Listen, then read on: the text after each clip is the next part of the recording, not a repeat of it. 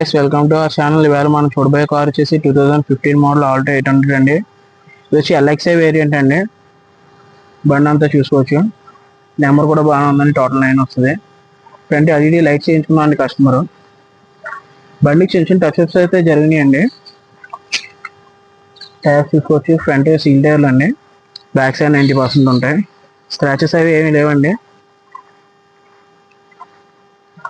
Back side tyres కూడా చూసుకోవచ్చు.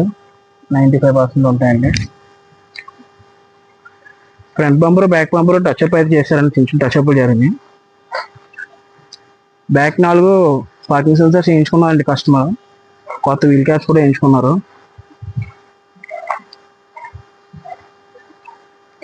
Interior పరంగా చూసుకోవచ్చు.